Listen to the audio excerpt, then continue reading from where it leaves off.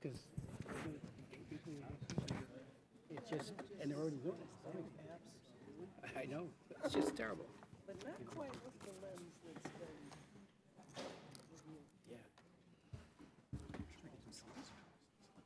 been The hearing will come to order, and good afternoon to everyone. Before we start, I just want to recognize one of my constituents who's here, Joseph Fisher, a Vietnam war veteran, a combat veteran who was down visiting. He's from Freehold, and I want to thank him for his service. He was and continues to be totally committed to human rights and fairness for the people of Vietnam, and I want to thank him for joining us today. Thank you, Joe. Ladies and gentlemen, over the past 42 years, much has changed in Vietnam. The Vietnamese people are a little richer, but they still have very few rights. The Vietnamese Communist Party has opened up a bit to the outside world, but remains closed to democratic reforms and the rule of law. U.S.-Vietnamese relations have warmed because Vietnam fears China's increasing economic power and its incursions in the South China Sea, but we see few human rights improvements emerge from the better relations. As a matter of fact, there has been a profound reversal in the area of human rights protection. Over the past 2 years, Human Rights Watch has used the words dismal and abysmal to describe Vietnam's human rights record. Vietnam scored a 7, the lowest score on Freedom House's Freedom in the World Index. From sex and labor trafficking to the censorship of the press and the internet, from restrictions on independent labor unions to severe repression of faith communities, the Vietnamese government and the Communist Party is one of the world's worst abusers of human rights. For too long, Vietnam has gotten a free pass on human rights. Diplomats are so focused on the fact that Vietnam is not China that this oppressive police state has granted trade and security benefits without conditionality. There is a silent human rights crisis going on in Vietnam that must be addressed. Human rights should be a top part of the meeting with President Trump's meeting next week with Vietnam's Prime Minister Nguyen Xuan Phuc. Doing so will advance U.S. economic and security interests, and above all, it'll advance the cause of the people of Vietnam who deserve better than the dictatorship that they are living under. The president has a real opportunity to bring about tangible reforms in Vietnam, and that is why we're meeting. The proximity of this hearing is precisely designed to try to let the president know how important it is that he raise these issues robustly with the prime minister. I have been to Vietnam several times on human rights trips. I have met with advocates and young activists for decades, like imprisoned rights activist Nguyen Van Dai. I know there is a younger generation in Vietnam, 66% of who are under the age of 40, that looks to the U.S. as a land of opportunity and freedom. They want the same liberties enjoyed by their relatives in California, Texas, Virginia, Louisiana, and so many other places where former Vietnamese refugees have flourished. The Vietnamese people want the United States to be a voice for freedom because their voice in country is silenced. No government that represses its own people or restricts fundamental freedoms can be a trusted ally of the United States. No government that censors the internet, tortures and jails dissidents, and crushes civil liberty and civil society should be given generous trade or security benefits, again, without strong conditionality. The president will face pressure from his advisors, I'm sure, and especially the business community, to look at Vietnam through the lens of trade deals and the containment of China. Hopefully, he will be able to see the situation more clearly than past administrations, both Republican and Democratic. Failing to press for real and concrete human rights improvements underestimates U.S. leverage and will disappoint the young generation of Vietnam who are the country's dynamic future. It should be clear by now that Vietnam needs the U.S. markets and security commitments much more than the United States needs Vietnam's markets and security cooperation. If history is any guide, the president's champion of individual rights will meet with some success. If his interest in human rights is sustained, those successes could be tangible and even far-reaching. The Vietnamese government has responded to concerns expressed by the last two administrations when they linked human rights improvements to better U.S. relations, whether to gain entry into the World Trade Organization, the TPP, Trans-Pacific Partnership, or to address U.S. concerns over religious freedom abuses. The Vietnamese government, at least for a time, took steps towards reform when pressed by past American presidents. It is when the U.S. loses interest in human rights that conditions regress. The communist leaders in Hanoi take our trade benefits and security commitments and continue repressing those seeking political reform and universally recognized freedoms. The business of the Communist Party is staying in power and repressing those they believe will challenge their power. They will not embrace human rights improvements or the rule of law unless it is a firm condition of better relations with the United States. I am circulating a letter for signatures of other members of Congress detailing the strategic opportunities available for the United States and the Vietnamese people if the President pursues a robust human rights agenda. The letter urges the President to pursue internet freedom, religious freedom, independent labor unions, and release of prisoners of conscience as a condition of U.S. assistance. I wrote today to Secretary Rex Tillerson to urge more robust human rights diplomacy as well in Vietnam, particularly on the issue of religious freedom. I believe, and the U.S. Commission on International Religious Freedom, or USCIRF, recommended that Vietnam be designated as a country of particular concern for severe and egregious religious freedom restrictions. That report provides compelling evidence of egregious and ongoing religious freedom violations in Vietnam. The President should follow USCIRF's recommendation and immediately, without any delay, designate Vietnam as a CPC for its religious freedom violations. The designation carries with it potential sanctions and visa denials for Vietnamese government officials complicit in religious freedom abuses. No Vietnamese government official who tortures political dissidents or restrictions on the activities should profit from access to the United States. And let me say that violence and intimidation faced by the Hmong and Montagnard, by Khmer Krom Buddhists, by independent Khai Dai groups is outrageous. The future torture faced by Ms. Tran Thi Hung is absolutely shocking. She was on her way to meet Religious Freedom Ambassador David Saperstein, who did a magnificent job in the last administration for religious freedom. She was on her way to meet with him to push for the release of her husband, Pastor Win Kong Chin, and she was horribly mistreated.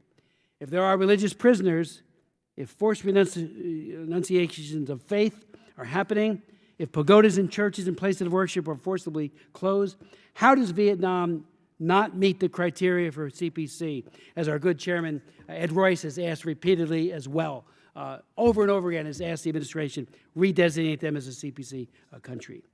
I will be working closely with the State Department on this, and without objection, my full statement will be made a part of the record. I'd like to yield to my friend and colleague, Ms. Bass. Well, once again, thank you, Mr. Chair, for your leadership in general on human rights, but especially on human rights in regard to Vietnam. I think this is going to be an important hearing today. I want to thank the witnesses for taking the time to come and provide testimony. And I know on all of our parts, pushing for human rights and democracy around the world is really critical, and one of the reasons why we're concerned about the level of cuts and reductions to the State Department. So appreciate you for taking your time out today. I would thank Ranking Member Bass. Thank you so very much. I'd like to yield to the distinguished chairman of the full committee, Congressman Ed Royce. Well, thank you, Chairman Smith, and thanks for calling this important hearing today.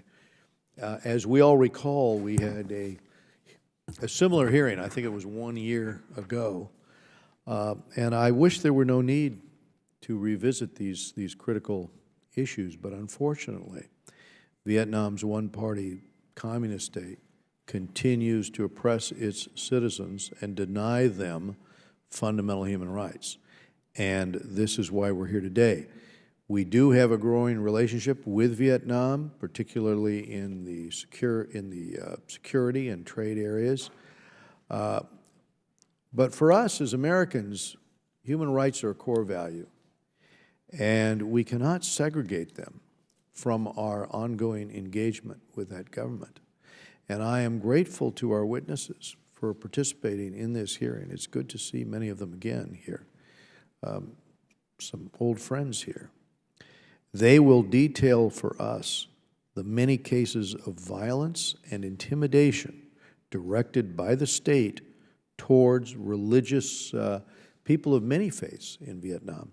In addition to those crimes, and there is no other word for it than crimes, the state's effort to control every aspect of religious practice is a continuous violation of human rights, with one with no end in sight. And for those who don't understand exactly what I'm saying, when the state tears up the historic Buddhist texts and replaces it, that's what we're talking about. The Vietnamese Prime Minister arrives next week to meet here with President Trump. And alongside everything else that's discussed, the United States must call for the government of Vietnam to respect its people's fundamental freedoms. And among those, none can be more important or more personal than the right to freedom of religion. Yet in Vietnam, the state continues to intimidate and harass citizens for nothing more than attempting to practice their faith, their religion freely and openly. Almost 2 decades ago, I met with the Venerable Thich Quang Do, now the Supreme Patriarch of the Unified Buddhist Church of Vietnam. Well, frankly, he was in the same position then. And he was under house arrest then, 2 decades ago. And sadly, for all those years, he's been under arrest, still persecuted by that communist government. And Thich Quang Do is not alone. The chairman mentioned Pastor Nguyen Kong Chin. I've seen the photographs of the results of the beatings that he has taken at the hands of the police and the security apparatus. We've heard the pleas from his wife, and we saw the treatment meted out to her. So for 5 years now, he's remained behind bars on the questionable charges of undermining national security. What we call for today, and what I urge the administration to call for in its meeting with the Prime Minister, is respect for religious freedom. The Vietnamese Constitution provides for it. One must ask then why officials can obstruct and interfere with this constitutionally guaranteed right to worship freely. We must ask further that if this constitutional right can be ignored, what weight can we give any other constitutional or legal rights in Vietnam? I am pleased that the U.S.-Vietnam relations are warming, and I hope for a stronger and more productive relationship between our countries. However, continued cooperation and improvements in our relationship must be predicated on a mutual respect for human rights and for the rule of law. It is who we are. It is what I hope they are, but it is up to them in that government to show it, to show respect for their Constitution with respect to these rights. So, Mr. Chairman, thank you again for bringing attention to this important issue, and I again thank the witnesses. I yield back. I want to thank the distinguished chairman for his tenacious promotion of human rights in Vietnam. You've made sure the full committee keeps a very sharp focus on this, and I want to thank you for your great leadership. I'd like to now yield to Mr. Lowenthal. Thank you, Mr. Chairman. Thank you for allowing me to join with you today. I very much appreciate it. I'm very pleased to be here and also to share with you as one of the co-chairs on the Congressional Caucus on Vietnam. And as you pointed out, first of all, we're holding this, and I applaud your leadership because this is a very timely hearing in advance of Prime Minister Nguyen's visit to the White House next week to meet with President Trump. As we all know, the situation of human rights in Vietnam is dire. During my time in Congress, although there have been small, selective attempts to improve the human rights condition at times, We've also seen tremendous backsliding, and I would say right now, as was pointed out by my colleagues, I've not really seen any true improvement on the way the Vietnamese government deals with its and treats its own citizens. On religious freedom, as was pointed out, the government's record is especially troubling. I adopted the case, and I think both my colleagues have pointed out the case. I've adopted the case of Pastor Win Kong Chin, a Lutheran pastor in prison since 2012. I adopted his case as a prisoner of conscience through the Tom Lantos Human Rights Commission. But what have we seen? We've seen Pastor Chin face tremendous mistreatment in prison, while his wife, Trinh Thi Hong, was detained, beaten by security forces last year after she met with the visiting U.S. ambassador at large for international religious freedom. I was also offended when the Vietnamese government, after multiple letters from myself, from the chairman and also Chairman Royce and other members of Congress, when the government proceeded to demolish the Lien Tree Temple in Saigon, a place of worship, an important religious center, that we raised this issue, even after multiple entreaties from ourselves to really respect the rights of the temple. That did not occur. Mr. Chairman, I also asked for unanimous consent to insert 2 letters to the Vietnamese ambassador urging him to intervene to stop the demolition of the Lien Tree Temple, to which we have received no response at all. Thank you.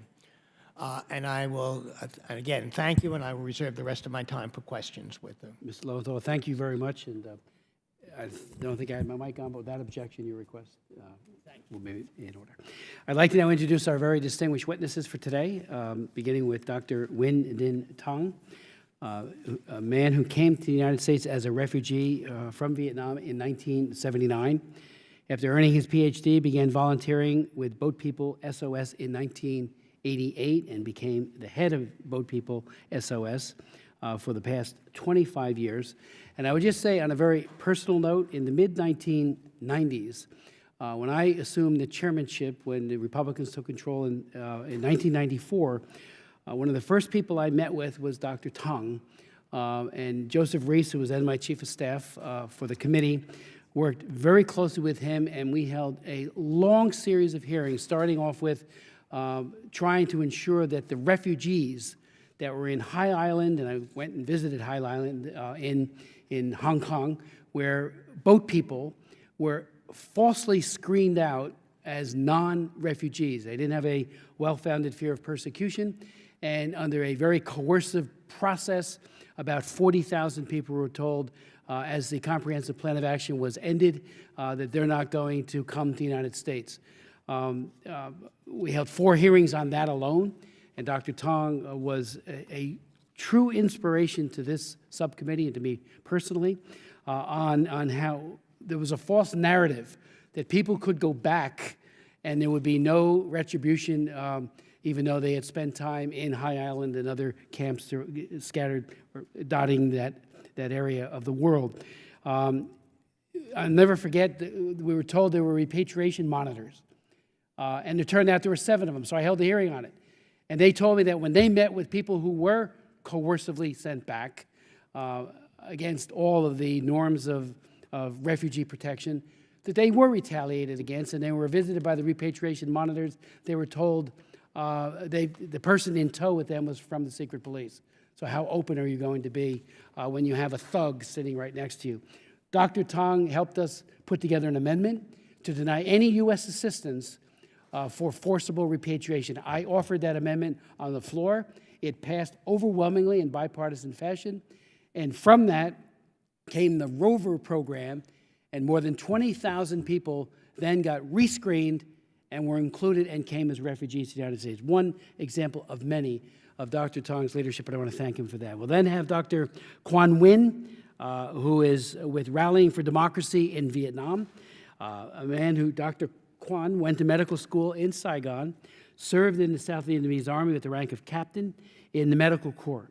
When South Vietnam fell into the hands of the communists in 1975, he escaped by boat and became a refugee in the United States. In addition to his medical practice in Virginia, Dr. Quan has been actively involved in advocating freedom, democracy, and human rights in Vietnam. And again, he too has done it for over a quarter of a century. He is the brother of Dr. Nguyen Don Quay, man that I met in Saigon on one of my many trips there, a courageous campaigner for human rights.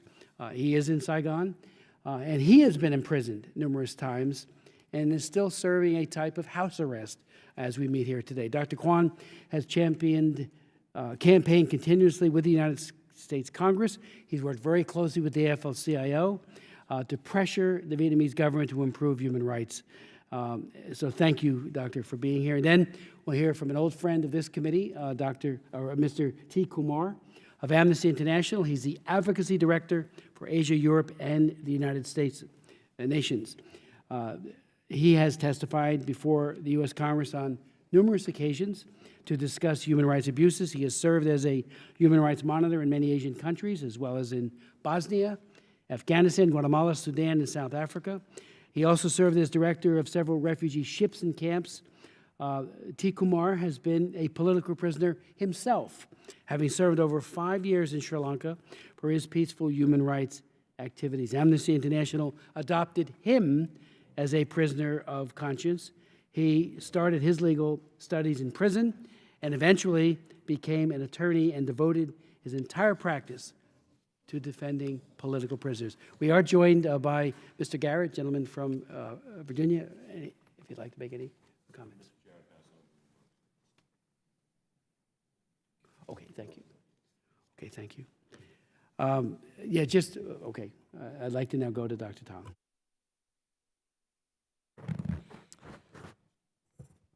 Mr. Chairman and distinguished members of the committee, around this time last year, some optimistic ones out here had held some cautious hope and expectation that with the new leadership coming into play in Vietnam, there would be a better day for the country and her people. Instead, over the past 12 months, we have observed crackdown against independent religious communities to intensify significantly. We have documented close to 100 religious prisoners at this time, with over 60% of them being Montagnard Christians in the Central Highlands. Less than a month ago, Pastor Adao, whom I know personally, of the Montagnard Evangelical Church of Christ in Kon Tum Province, was sentenced to 5 years in prison on bogus charges. Following his arrest, the authorities in 5 provinces mounted a very well-coordinated effort to force members of his church to renounce their faith. So far, they have succeeded because out of the 1,500 original members of that church, 1,000 have signed a statement to abandon the church, to leave the church. The following chart illustrates the gravity of religious persecution in the Central Highlands over the past few years. In green are forced conversion, incidents of forced conversion in 3 provinces across a number of years. In yellow are incidents that involve torture. In red are incidents of death caused by torture. And in blue are prison sentences in each of those years. So clearly, persecution against independent churches in Vietnam has not subsided. And the government frequently uses torture as its tool for religious repression. Perhaps best known to our State Department and members of Congress is the case of Mrs. Chan Thị Hồng and Chairman Royce and Congressman Lowenthal have mentioned about that case. But let me add one thing here. That is the picture of Mrs. Hồng. After the first working session with the public security, she was beaten up, tortured, she couldn't walk at all. And her neighbors had to drag her into her home. Fortunately, the torture after almost 2 months stopped, only because Ambassador at Large Saperstein made a phone call himself to the Vietnamese embassy expressing grave concern, and also because 6 UN human rights experts jointly and publicly denounced the violation of human rights against Mrs. Hong. We have received many reports of death by torture. As an example, Pastor Saw Siem of the Degat Church in Jalai province was arrested on Christmas Eve of 2015 so that he could not hold Mass for his followers. His captors tortured him brutally as he refused to renounce his faith and disband his church. He was let to go home, but he died 15 days later. Around Christmas time last year, Iku Noor, a member of the Montagnard House Church in Daklak province, was abducted while working in the field. 2 days later, his wife found his body hanged on a tree and all covered with bruises, and this is his body before burial.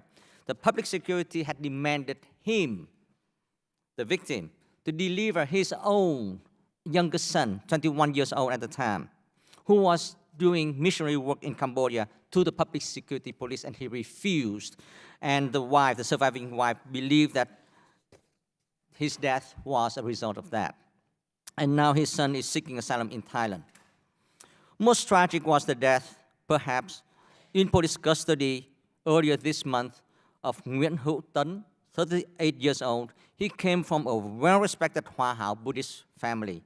His father is a Buddhist monk with a UBCV, that is, Unified Buddhist Church of Vietnam, which has been outlawed by the government of Vietnam for the past 42 years. On May 2nd, that is about 3 weeks ago, some 80 public security agents searched his home, Than's home, without a search warrant. They collected receipts of money transfer from the US and a small piece of yellow cloth.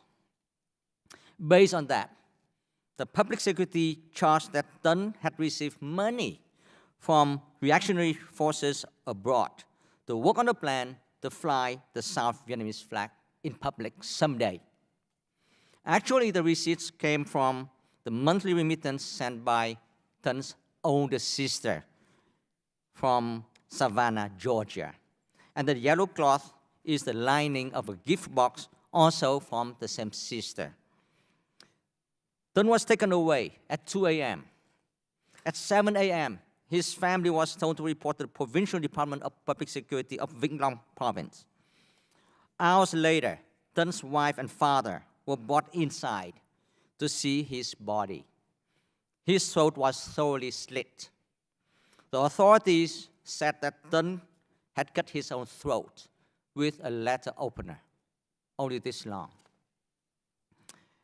And here's Tân. I apologize for the gruesome picture. His family did not believe in that story and demanded autopsy by an independent professional and proper investigation. The authorities now are threatening to arrest the two brothers of Tân unless the family drops its demand. Than's older sister, the one who sent money home to Tân over the years, is Mrs. Nguyễn Thị Mỹ Phượng. She and her husband arrived in town from Savannah yesterday to be at this hearing. So I'd like to acknowledge their presence here. This is Ms. Mỹ Phượng, flying in from Savannah.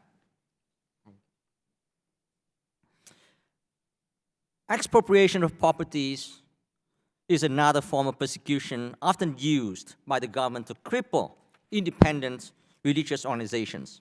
Of the thousands of facilities belonging to the Hoa Hao Buddhist Church before 1975, only one temple remains this day, the Quang Minh Tự Temple in An Giang province, and the government is determined to take it.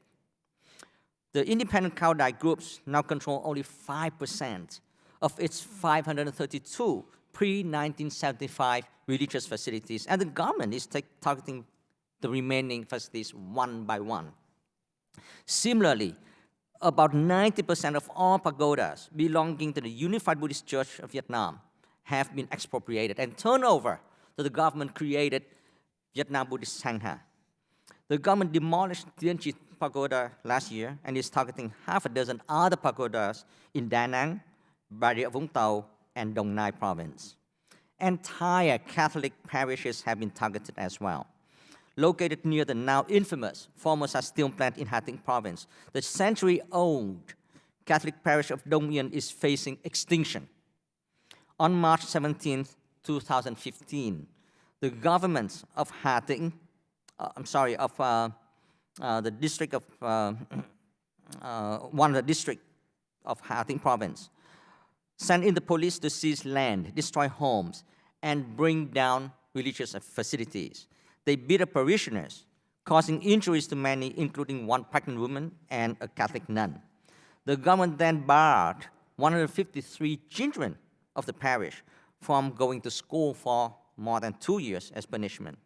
Of the 1,000 original families in the parish, 158 continue to fight to preserve their church and their community. And this subcommittee has held many hearings on the Catholic parish of Kon Zau in Da Nang City. In May 2010, the police assaulted mourners attending the funeral of a 93-year-old parishioner.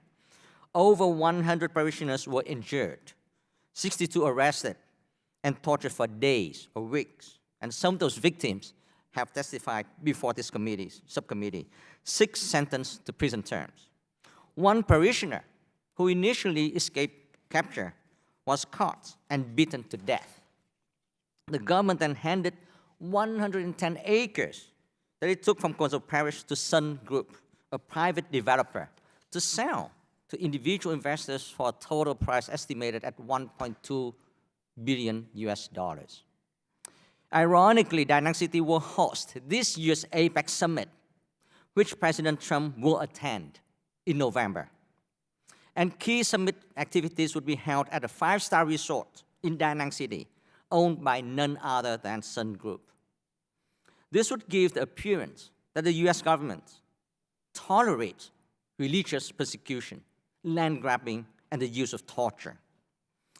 As he welcomes Vietnamese Prime Minister Nguyen Xuan Phuc to the White House next week, President Trump should insist that APEC summit be moved to another location, and its venue not be held at any facility owned by Sun Group. I further recommend that in its enforcement of the Global Magnitsky Human Rights Accountability Act and the Frank Wolf International Religious Freedom Act, our State Department should investigate information that we have provided to them on close to 100 religious prisoners and close to 200 government officials implicated in gross violations of human rights. Finally, I'd like to propose and recommend that concerned members of Congress establish an ongoing communication mechanism to raise concern directly with the Vietnamese government on reported gross violations of human rights as they arise. While hearings like this are very important, they shed light on the most recent and most egregious violations. There's a need for an ongoing mechanism that offers the same level of attention to reported violations between hearings. Thank you. Dr. Tong, thank you very much for your testimony and recommendations. We do have a substitute for Dr. Kwan. I just have to, under orders of his cardiologist, Dr. Kwan was told he would be better not to be here just because of that. But we do have Mr. Dave Nguyen, who has also been very active in the human rights fight, who will read his testimony on behalf of Dr. Kwan. Thank you. Honorable Chairman Chris Smith and distinguished members of the subcommittee. I'm here to read a letter on behalf of Dr. Quan Nguyen, the chairman of the Rallying for Democracy in Vietnam. The letter: 42 years ago, when the Communist force began to occupy South Vietnam, I left my country on a small boat and escaped to America. I have been lucky to be able to rebuild my life here, and it's truly an honor to testify before this distinguished subcommittee about the long struggles of Vietnamese people. Thank you for holding this hearing. Allow me to share some important issues that I believe should be brought to light. As we all know, Vietnam is a one-party system where there's no separation of administrative, judiciary, and legislative branches. The situation in Vietnam is ripe for transformation, The people in Vietnam deserve support for their quest for freedom and democracy from the international community, particularly the United States. In that spirit, I would like to draw attention to the important issue of religious freedom. To the government of Vietnam, religion is opium, and the Hanoi government's policy has always been to repress religious freedom. There's an unfortunate misconception from the West that the mere existence of churches and temples in Vietnam implies that there is freedom of religion. That is far from the truth. Per the latest report of the U.S. Commission on International Religious Freedom, the religious freedom in Vietnam has deteriorated significantly. The Vietnamese Communist Decree 92, issued in August 2012, to strictly control all religions in Vietnam. All churches need to be registered and accepted by the government. The registration procedure allows the government to refuse application of churches considered to be non-friendly to the government. For years now, the communist government has refused to recognize a unified Buddhist church. So, if you want to become a monk, nun, or priest, you have to notify and get a permission from the local government. All promotion and appointments inside the church have to be accepted by the government. Even if the Vatican wants to appoint a new cardinal or bishop, it needs to inform and get approval from the Vietnamese government. So at the end of every year, each church is required to notify the local governments of its detailed plans for the next year, such as the dates and times of events being held, and what are the purpose and how many people will attend. Bishop of Com Tum Patriarch Hoàng Đức Oanh was actually refused permission to organize a Christmas Mass. Father Nguyễn Văn Lý, the most venerable Taekwondo, Pastor Nguyễn Công Chính, and several leaders of local indigenous Cao Đài and Hòa Hảo churches are all examples of how religious leaders who advocate religious freedom are continued to be imprisoned and placed under house arrest. The recent death of Mr. Nguyễn Hữu Tấn, a Hòa Hảo Buddhist follower, in the police station in Vĩnh Long, where his neck was cut by the police, and the violent attacks of the Vietnamese security forces on peaceful manifestation of the Catholics in central Vietnam against the destruction of the environment have caused people's anger and upset. The government continues to seize several properties belonging to the Catholic and Buddhist churches. Last year, they pressured Linh Chi Temple to stop activities and to sell its lands to the local government for a development project. The local government also pressured the Fathers of Redemptorist Vietnam, Dòng Chúa Cứu Thế Vietnam, to stop his healthcare program for the veterans of the South. In light of this religion freedoms violation, the US government should push for the following course of action. The Vietnamese government should implement UN's principles on religious freedom, including the release of those imprisoned for beliefs and practices, and fully restore the rights of citizenship, property, and residence permits. The Vietnamese government should stop repressing indigenous religious groups such as Hòa Hảo and Cao Đài. They should also stop promoting a state church to interfere with the Buddhist and Catholic religions. Lately, on November 18, 2016, the National Assembly finally ratified the law of belief and religion, even with the extensive criticism from human rights and religious groups. In fact, in an open letter to the Vietnamese government prior to the ratification of the law, a number of organizations and lawmakers reject a clause stating that, quote, religious groups must be registered and approved by the government in order to practice, end of quote. This clause should be omitted as it gives the government the power to continue to oppress the people. In fact, the law will go in effect starting January 2018. The current situation in Vietnam on human rights, labor rights, transparency, intellectual property, copyrights, do really not meet the requirements from our US government as a trusted bilateral economic partner. We are truly looking to Congress to emphasize that Vietnam needs to carry out fundamental reforms in these areas and to make sure that they become reality before Vietnam can be taken off the CPC list. There should be no waivers or delays implementing these requirements. International monitors need to strictly enforce treaty provision before written and verbal agreement with Vietnam. The reforms that Vietnam must carry out will ultimately help to democratize Vietnam. Only a democratic Vietnam can be U.S. true, reliable strategic partner in Asia. Therefore, now is a golden opportunity for the U.S., especially with the upcoming visit by the Prime Minister of the Communist regime of Vietnam, to convince the Hanoi government to embark on this win-win journey for all, which would allow Vietnam to become a more democratic country and to simultaneously secure a comprehensive strategic partnership with the United States in Asia. This will bring prosperity to Vietnam, bring peace and stability to the region, and neutralize the pressure from China. Vietnam should seize this opportunity and react positively by ensuring more human rights. Last but not least, Mr. Chairman and distinguished members of Congress, I have been lucky to live in America's free society, where can I express my own opinion without being intimidated or harassed. Therefore, I believe that it is my responsibility to speak for my compatriots back home who do not have at all these privileges.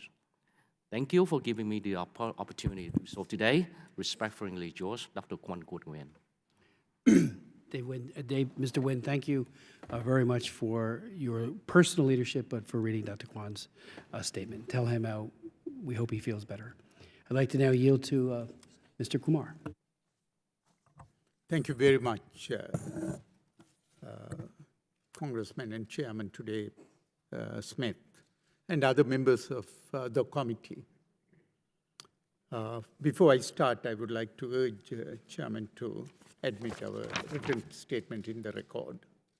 Objection, so ordered. Thank you.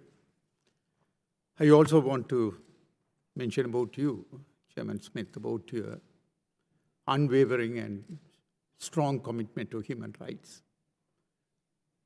And this hearing is another example of that. And thank you again from Amnesty International. Today we are here to discuss about Vietnam's Prime Minister's visit to Washington to meet with President Trump. We are also here when US-Vietnam Annual Human Rights Dialogue is on its way now. And we are also here around 2 months from now. President Trump will be visiting Vietnam for the APEC summit, even though it's not bilateral. It's a visit by President Trump. So we are looking at 3 opportunities. The first opportunity is taking place at the moment. I hope State Department, which is leading the discussion, is very clear and firm in highlighting the cases and abuses that's happening, including religious freedom issues. We hope that reflects in Prime Minister of Vietnam's visit to Washington when he makes statements. We will know the results when he comes, whether dialogue is making any difference or not. So going into the issue of what's happening in Vietnam from the human rights perspective, I just want to touch on the overarching issue. The institutions which guarantee human rights, freedom, and even fair existence are the 2 main institutions. They are judiciary and media. Both are under the complete control of the government there.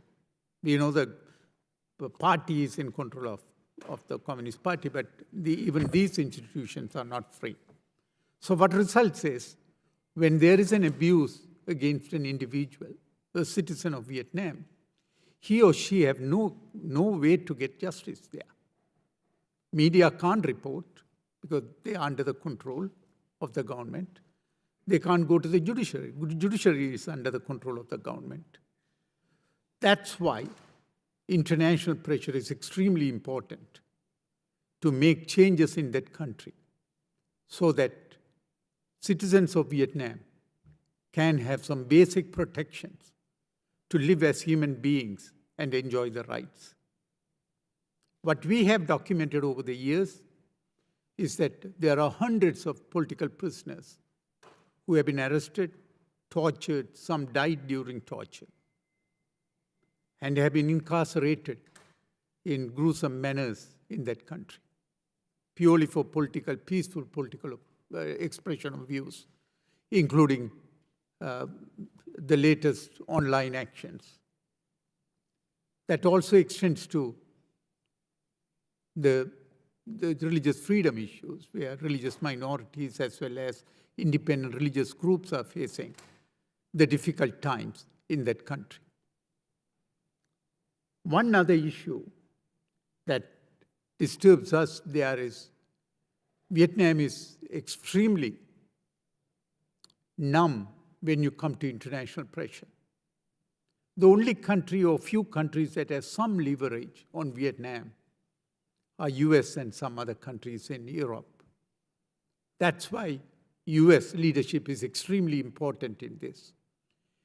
If US fails to speak, you can't expect any other countries in Asia or any other country, even Europeans will dump it, saying that, okay, we are, the powerful country is just ignoring the plight of the people, why should we get involved? On the other side of the coin is that Vietnamese government take it extremely serious about what US is saying. Congressman Smith, you know, you have visited Vietnam. I presume you even visited some prisoners or prisoner families that made changes there. Even you have seen changes when there was a threat of Vietnam being put on the list of the religious freedom issues. That shows they take it very seriously. So the question today is, now a great opportunity is happening in a week's time, and whether President Trump will take advantage of that. That's what the big question mark we are having. So this particular hearing is of extreme importance on that note. President Trump and his advisors will be watching this, and we hope that will translate into some action in terms of human rights. The issue of religious freedom, coming back to the issue, there is two issues that disturbs us. One is the new draft law, now it has become a law per se, on religion and belief. It's pretty much tightened the noose, pretty much tightened the control of the government on religious issues. There are religious freedom, free religious groups there. Even the registration aspects are extremely make it very difficult to register. So you are throwing a new law that a group wanted to register, it makes it impossible to register because of the cumbersome nature of the registration, make it very difficult. Number two, the law is written in such a way that the government and authorities have numerous openings to interfere in religious activities. It's legally they can interfere. When this draft law came up, Amnesty International and numerous international human rights organizations who take a strong view on every country. Chairman, you know, even on this country, we take strong views. So we have taken a very strong view and said, wait a minute, you have this draft law. Make sure you change the law so that, make edits so that it will have some impact so that religious groups can act freely, and freedom. It did not happen. So President Trump can raise that from the religious point of view. This is the beginning, by the way, there. We don't know what else is going to come up there. Second issue is the forced renunciation of religious groups. Okay, they don't not only allow people to worship as they wish or belong to a group or religious group as they wish, they come after you and force individuals to renounce religion. So even these two issues should shake the conscience of the White House and President Trump. We hope he will take note of this and take advantage of the meeting he is having. We all know that security will be on the top of the agenda. We have nothing against it. We know that South China Sea issue is going to be on the agenda. We know that trade deals will be on the agenda. Even though TPP is out, they will be discussed. What we are asking is that raise the concern of the people of that country. You have all these deals, trade deals, security deals. What about the people of that country? You are dealing with a leader who is not an elected leader. It's kind of one-party state. So you have a duty and responsibility to ensure that you raise human rights. What type of human rights President Trump should raise? As I mentioned on the religious freedom issue, two issues at least he should raise. One is the new draft law should be amended. Number two, forced renunciation should stop right away. He should also demand the immediate and unconditional release of political prisoners, including religious leaders and religious prisoners there. The other one he should urge is when he arrives in November for the APEC summit, at least some prisoners should be released. I mean, we can't. That call should be there. Chairman Smith, you know what happened when President Obama visited last time. They not only did not release any prisoners, they started arresting people. And President Obama kept quiet and came out. The same impression should not be given by President Trump. President Trump should not give the impression to Vietnamese that he will keep quiet when he is there. When they start arresting and harassing civilians and other human rights defenders, he will keep quiet. So the message should be given here next week. We hope, one more thing, while he is in Vietnam in November, he should also meet with families of the prisoners, political prisoners. It's a goodwill gesture. Nothing's going to happen to President Trump for meeting them. The message should be also very clear to Vietnamese authorities that if they go after the families whom he is meeting, they will pay a dear price. Hope that happens. So we are talking about an issue here. Three opportunities. One is happening now, dialogue. Second is next week meeting. Third is November APEC conference. Whether the new administration under President Trump will take the leadership. We are not asking that human rights become the top priority. We are asking human rights be one of the issues you discuss.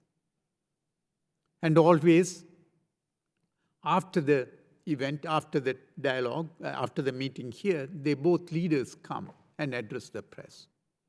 We have an appeal to the press. Please ask questions on human rights. And we have an appeal to President Trump to ensure that before even there is a question on human rights, you proactively say that he cares about human rights. Thank you, Chairman, for inviting Amnesty International. And once again, we applaud your leadership on human rights issues. Thank you. Mr. Kumar, thank you very much for your stellar leadership, your personal commitment, having served as a political prisoner, served in prison. Just incredible, and now you speak out on behalf of others. And your recommendations were, I think, extraordinarily incisive, so thank you for that. I'd like to yield to Mr. Garrett. Thank you, Mr. Chairman. Thank you, Mr. Chairman. Gentlemen, Mr. Kumar in particular, for your leadership, not only in word but deed, as it relates to the important issue of human rights. I see stark parallels as it relates to the previous administration's visit to Vietnam and the impact it had on the religious dissident community with testimony we heard before this subcommittee, I believe, last week, as it related to religious minorities in China, that President Obama was to meet with them. They did not show up at the meeting, and ultimately 2 hours after he was on Air Force One returning to the United States, a group was rounded up and arrested, many of whom we believe are still imprisoned, some of whom we don't know the status of their well-being at all.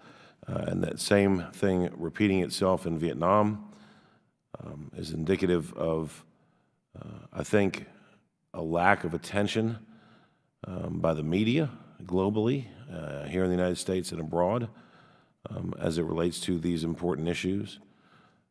I will tell you that you are correct that human rights are an issue, but not the only issue. Certainly, security and stability are focuses of the United States, and I would welcome a strong relationship with a prosperous Vietnam as a stabilizing force in the region and a counterbalance to regional dominance by China.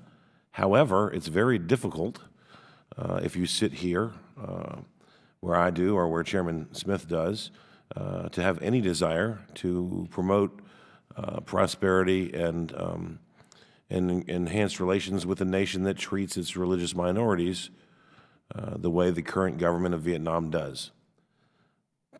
One of the things that troubles me in the short period of time that I've been here is the concept that perhaps we'll have these meetings, and instead of helping the subject, we will, by virtue of having brought light to it, hurt people in places like Vietnam who are exposed by the courage of individuals such as yourselves to speak. And so my immediate question to myself is, what can I do to make sure that this meeting is for a net positive, for the better? And so while I have to leave, and should have left about 10 minutes ago for a meeting that I can't get around, I will promise everyone in this room the following. I will draft a letter to the President and copy the Vice President relating to the upcoming meetings with the Vietnamese Prime Minister and any future travels to Vietnam. In that letter, I will ask that the President speak directly to human rights violations to Vietnam and articulate, hopefully on behalf of himself and certainly on behalf of members of this committee and this elected legislative body, that there will be hesitance to enhance relations, be they security relations or trade relations, with any nation that oppresses individuals who exercise their God-given right to worship as they choose. I find it ironic, but not humorous, that there are individuals so devoted to a belief structure that they are willing to be beaten and in some instances killed and will not abandon that belief structure, and yet a government such as that in Vietnam, after 42 years, for example, of trying to stymie the UBCV, still can't put out that light. You would think that at some point the government would realize that human beings will continue to make decisions for themselves and change their policy. To the extent that my voice might be helpful to prompting that outcome, I promise you it will be heard by our administration, and I hope that our administration will carry it to the government of Vietnam. Chairman Smith, I thank you for holding the hearing. I hope that you all will keep us abreast as it relates to developments following meetings between our head of state and that of Vietnam, because I want to hope that changes for the better will be made, and I want to hear if they are or are not so that we can act accordingly moving forward. Thank you. Mr. Garrett, thank you very much for your leadership and for your very, I think, very appropriate remarks. And a sincere apology on having to depart, but thank you all for having the courage to be here, and we will certainly be a voice on your behalf. Thank you. You know, Mr. Kumar, you made an excellent point in reminding us that when President Obama went to Vietnam in May of 2016, that things got worse as he left. And that is, and what was the consequence? Zilch. There was no consequence to that kind of of abuse of individuals, almost as if they were trying to insult and in some way degrade the presidency of the United States. I know the president had time to meet with the celebrity chef, Anthony Bourdain, while he was there on May 23rd, 2016, but not with political prisoners or their families, which I think would have sent a very clear and unambiguous message to Hanoi as to what U.S. priorities really are. Shaking hands and big smiles only go so far. Yes, meet with the prime minister, meet with the top leadership, but only meet with them if you're prepared to raise individual cases and raise the larger human rights issues. And I think all three of our distinguished witnesses have outlined that so very, very well today. I think it needs underscoring with exclamation points that when Mrs. Hong met with Rabbi Saperstein, who I have a tremendous amount of respect for, and he certainly personally intervened after the fact when he realized, again, in an affront to a high American official, in this case, the ambassador at large for religious freedom. She, as you pointed out, as you all have, certainly T. Kumar as well, and Dr. Tong made reference to, she met with Rabbi Saperstein on March 30th of last year. She urged intervention for her husband, whose health was deteriorating, and for that, she was interrogated 15 days later by the public security police. She was tortured for meeting a high official of the United States government. That should have invited an immediate snapback and by the United States government, by the Obama administration, in terms of sanctioning. CPC should have been immediate, a reimposition of country of particular concern and the imposition of sanctions for that outrageous action against her. And the picture you've provided us, Dr. Tong, of her, Mrs. Hong, her inability to even walk just underscores the brutality of the secret police in Vietnam. And my hope is next week, and now with the State Department, in terms of their contacts with the Vietnamese, that we will say those days are over. And I frankly will be unceasing as chairman of the Human Rights Committee in trying to ensure that those days of gross violations of human rights, and especially with the proximity of that visit. 2 visits, President Obama, Rabbi Saperstein, retaliation that follows almost immediately thereafter. So my hope is that maybe you might want to expand upon that. How is Mrs. Hong doing now? Again, I think, I remember, just an example, in 1982, I was in Russia, Soviet Union. I met with Natan Sharansky's mother, who pleaded with me and Sam Gajenson and members of the National Conference on Soviet Jewry to try to get humanitarian assistance to her son, Natan Sharansky, who was dying, or she thought he was very, very sick, in the gulag of the Soviet Union. She was not retaliated against by the Soviet leadership for making that plea to a congressional delegation and a National Conference on Soviet Jewish delegation. The mom was not retaliated against.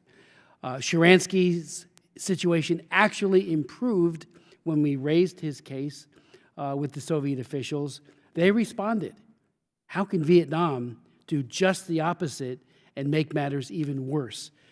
Again, the reason and the proximity of this hearing is to say to President Trump and Vice President Pence, and I've known the Vice President for many years, he is a deeply committed believer, a very faithful man who believes in human rights, that they need to be very clear and bold.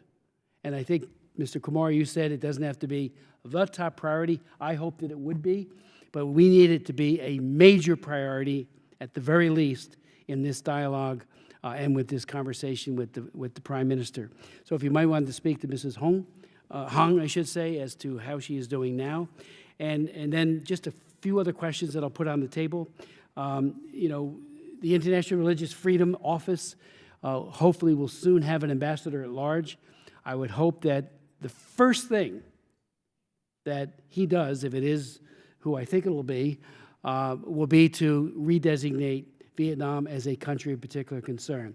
Let's not forget that before the bilateral agreement was passed between the United States and Vietnam, agreed to, Ambassador John Hanford removed CPC status because he was told that there was a whole series of what he called deliverables. An ending of forced renunciations of faith was one of those, and a greater expansion of freedom. I traveled to Vietnam, went to Hanoi, Hue, and to Saigon, met with about 60 pastors. I went and visited with the Venerable Thich Quan Do in his pagoda, and another high-ranking leader of the Unified Buddhist Church who was also under house arrest in another pagoda, and they were all hopeful. We were told that the Vietnamese government, you know, with the trade agreement, things would change. Almost immediately after that bilateral trade agreement went into effect, there was a snapback, and the retaliation has been brutal ever since. And many of the people who signed Block 8406 and that wonderful manifesto for freedom and human rights became a hit list for the Vietnamese government. So we have to be forewarned, eyes wide open, that we're not kidding as a government. Vietnam has to change in a very significant way, free the political prisoners and the renunciations of faith. And I think the Da Nang concern that you've raised, Dr. Tong, is an excellent one, because we had, as you recall, hearings on how that land was stolen and how people were killed, and you reiterated some of that today. So if you'd like to speak to any of those points, and then we'll conclude. Yes, Mr. Chairman. Mrs. Hong, we got words from her a few days ago. Last week, she did go to make a prison visit to her husband in prison. His health doesn't look promising. He's still being denied access to medical care. Mrs. Hong herself was in very frail health, and therefore she had to skip for the past 2 months a prison visit to her husband. I'd like to point out Vietnam's response to the official communication from 6 human rights experts from the UN. Just last month, they came with a response claiming that Mrs. Hong wasn't tortured, wasn't beaten, but she bumped her head against the car that was taking her to the People's Committee office, and injured herself. And she was very aggressive and abusive. She was a menace to the public security agents. That's her response. But you know, she's very petite and very frail herself, so I couldn't imagine that she could pose any threat to those bullying public security agents at all. But the positive side is aspect of it is that they stopped harassing her since the day that Rabbi Saperstein made a phone call directly to the Vietnamese embassy in town, and the UN special rapporteurs came out with a public statement denouncing the mistreatment of Mrs. Hong. That points to the fact that the more attention given to people inside Vietnam, to communities who are under persecution inside Vietnam, the more intense the attention, the better off they are. That's why I suggested that Members of Congress take all the available opportunities to communicate directly your concern to the Vietnamese governments. Now, the persecution against Pastor Nguyen Công Chinh and Mrs. Hong is just reflective of a long-term, consistent policy from the top leadership of the Communist Party of Vietnam to eradicate all independent house churches in the Central Highlands. In 2002, the Communist Party set up the so-called Central Highlands Steering Committee to oversee the implementation of that policy. And then 2 years later, the Ministry of Public Security established the so-called Central Highlands Security Bureau to execute that policy. And therefore, the Ordinance on Belief and Religion of 2004 did not change that policy at all. The designation of CPC status for Vietnam and the lifting of that designation didn't change that policy at all. On February 27, 2015, on the website of General Trần Đại Quang, there's an article. At the time, he was the Minister of Public Security. There was an article extolling the exploits of the public security forces in Central Highlands. And these are the verbatim statement. Our task, well, it says, when I arrived in the Central Highlands, our task of rescuing the people from the evil Hamon cult. Hamon is actually a Catholic variant based on the common belief that the Virgin Mary did appear in Hamon location. And that stirs a lot of Montagnards to become Catholics. Our task of rescuing the people from the evil Hamon cult was accomplished only recently. The security team of the police force of the town of Kon Tum performed deeds that were representative of the untiring efforts of security forces throughout the Central Highlands in our fight against reactionary enemy forces disguised as ethnic religious groups. Unfortunately, General Trần Đại Quang, the former Minister of Public Security, is now Vietnam's president. And that might explain why things have gotten worse over the past 12 months. And I would like to also add one point here about the APEC Summit, the location, that it should not be held in Da Nang City, because Prime Minister Nguyen Xuan Phuc knows very well about that incident. He's fully aware about that incident about Kon Dao Parish. The Kon Dao parishioners had twice engaged him, talked directly to him when he was still the Vice Prime Minister. And after he had become the Prime Minister, the parishioners from Kon Dao also talked to him directly one more time. So he's fully aware of that incident, and he should understand why we have so much concern about having the APEC Summit held in Da Nang City. That would bring all the issues about religious persecution, torture, land grabbing into sharper focus. Thank you. Let me just ask, if I could, your recommendations to the President and to the State Department. And I think it bears underscoring how important it is to, and it's the law. And as you know, I'm the author of the Frank Wolf International Religious Freedom Act that was signed at the end of last year. And that requires designated persons lists and the idea of a religious prisoners list so we know who it is, regardless of their denomination or faith tradition, that are being held because and are prisoners of conscience.